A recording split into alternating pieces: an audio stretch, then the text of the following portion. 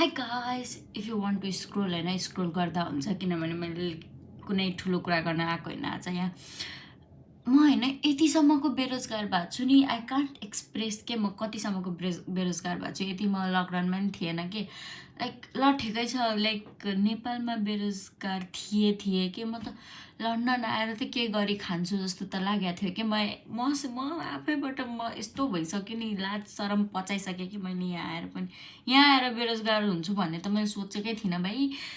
Guys like literally होइन, म रातिको 3 बजे सुत्छु, बिहानको 8 बजे 10 बजेतिर उठ्छु, अनि त्यसपछि खाना पकाउँछु, खान्छु, फेरि सुत्छु होइन, ल्यापटप हेऱ्यो, फोन हेऱ्यो, फेरि उठ्छु होइन, केही खान्छु, राति त खाना पकाउँदिनँ अफकोर्स, अल्छी म होइन, त्यसपछि फेरि सुत्छु।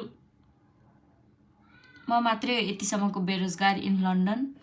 साह्रै बेइज्जती भयो नि, त इन्टरनेसनल बेरोजगारै भयो कि, म नेसनल त थिएँ, इन्टरनेसनल त हुनु भएन नि। के गर्नु गाइस, मलाई काम चाहियो। के गर्नु म लिटरली के गर्नु। म आफैलाई म ऐनातिर नि हेर्न सकेको छैन कि, मलाई त्यतिसम्मको इम्बेरेसमेन्ट भइसक्यो कि मबाट। Is there anything that you can suggest me to do in London? घुम्न बाहेकै पैसा छैन त्यसको लागि।